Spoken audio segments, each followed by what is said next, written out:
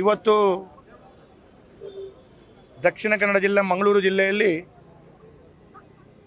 ಒಂದು ಕಡೆಯಿಂದ ಮರಳಿಲ್ಲ, ಒಂದು ಕಡೆಯಿಂದ ಕೆಂಪು ಕಲ್ಲಿಲ್ಲದೆ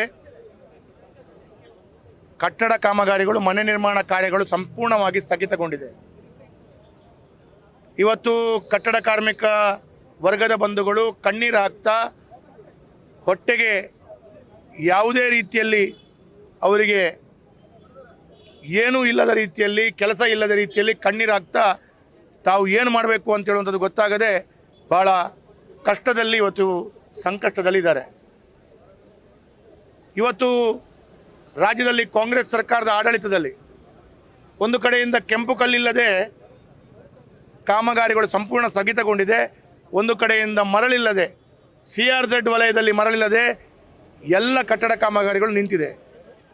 ಇದರ ಕಷ್ಟಗಳು ಒಂದೋ ಎರಡೋ ಅಂತ ಕೇಳಿದರೆ ಇದಕ್ಕೆ ಅವಲಂಬಿತವಾಗಿರುವಂಥ ಎಲ್ಲ ಉದ್ದಿಮೆಗಳು, ಅದು ಎಲ್ಲೋ ಒಂದು ಕಡೆ ಕಾಂಟ್ರಾಕ್ಟರ್ ಇರ್ಬೋದು, ಅಥವಾ ಫ್ಲ್ಯಾಟ್ ಅಸೋಸಿಯೇಷನ್ ಇರ್ಬೋದು, ಅಥವಾ ಪ್ಲಂಬಿಂಗ್ ಮತ್ತು ಮೇಸ್ತ್ರಿ ಕೆಲಸ ಕೂಲಿ ಕಾರ್ಮಿಕರು ಇರ್ಬೋದು, ಅಥವಾ ಗ್ರೆನೇಟ್ ಮತ್ತು ಟೈಲ್ಸ್ ಹಾಕುವಂಥ ವರ್ಗ ಇರ್ಬೋದು, ಪೇಂಟಿಂಗ್ ಹಾಕುವಂಥ ವರ್ಗದವರು ಇರ್ಬೋದು, ರಸ್ತೆ ಅಭಿವೃದ್ಧಿ ಕಾರ್ಯಗಳಿರ್ಬೋದು, ಮರಳಿಲ್ಲದೆ ಈ ಎಲ್ಲ ಕೆಲಸ ಕಾರ್ಯಗಳು ನಿಂತು ಹೋಗುವಂಥ ಮಟ್ಟಕ್ಕೆ ಇವತ್ತು ಕಾಂಗ್ರೆಸ್ ಸರ್ಕಾರ ತಂದುಬಿಟ್ಟಿದೆ. ಕಳೆದ 2 ವರ್ಷಗಳಿಂದ ಯಾವುದೇ ಇದಕ್ಕೆ ಕ್ರಮವನ್ನು ವಹಿಸ್ಕೊಳ್ಳಿಲ್ಲ.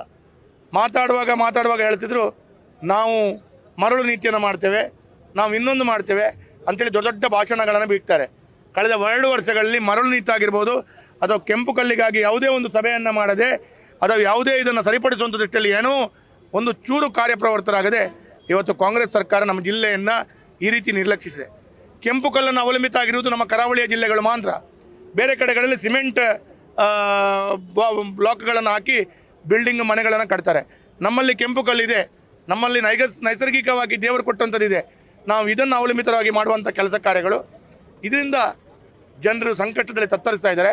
ಇವತ್ತು ಭಾರತೀಯ ಜನತಾ ಪಾರ್ಟಿ ಇವತ್ತು ಮಂಗಳೂರು ನಗರ ದಕ್ಷಿಣ ಈ ಸಂದರ್ಭದಲ್ಲಿ ಜಿಲ್ಲಾಧ್ಯಕ್ಷರು, ನಮ್ಮ ಮಂಡಲದ ಅಧ್ಯಕ್ಷರು ಎಲ್ಲ ಪ್ರಮುಖರು ಸೇರಿಕೊಂಡು ಇಲ್ಲಿ ತಾಲೂಕಾ ಕಚೇರಿಯ ಹೊರಗಡೆ ಇವತ್ತು ನಾವು ಪ್ರತಿಭಟನೆ ಮಾಡಿದ್ದೇವೆ. ಪ್ರತಿಭಟನೆಯಲ್ಲಿ ಕೂಡ ಹಲವಾರು ಕೂಲಿ ಕಾರ್ಮಿಕರು ಬಂದು ಭಾಗವಹಿಸಿದ್ದಾರೆ. ಅವರವರ ಕಷ್ಟ ಕಣ್ಣೀರನ್ನು ಮಾಧ್ಯಮದ ಮುಂದೆ ಕೂಡ ತೋರಿಸ್ಕೊಂಡಿದ್ದಾರೆ. ನಾನು ಈ ಸಂದರ್ಭದಲ್ಲಿ ಇಷ್ಟೇ ಹೇಳಬೇಕು ಅಂತ ಹೇಳಿದರೆ, ನಿಜವಾಗಿ ಅತಿ ಶೀಘ್ರದಲ್ಲಿ ಇದಕ್ಕೆ ನ್ಯಾಯ ದೊರಕಿಸಿಕೊಡಬೇಕು. ಇಲ್ಲ, ನಾವು ಅತಿ ಶೀಘ್ರದಲ್ಲಿ ಬೆಳಿಗ್ಗೆ 10 ಗಂಟೆಯಿಂದ ನಾವು ಸಾಯಂಕಾಲ ತನಕ ಒಂದು ಪ್ರತಿಭಟನೆಯನ್ನು ಇಲ್ಲಿ ಹಮ್ಮಿಕೊಳ್ತೇವೆ.